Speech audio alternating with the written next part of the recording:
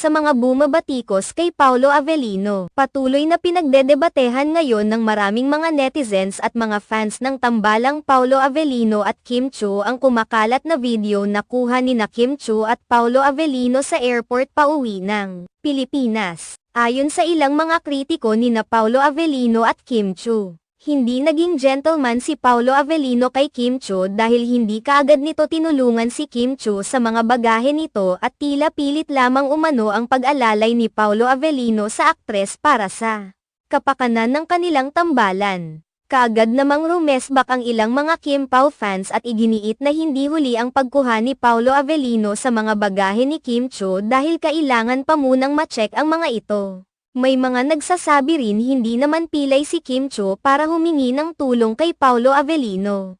Kayang-kaya umano ng aktres ang pagdadala ng kanyang bagahe dahil may cart naman. Tila nasanay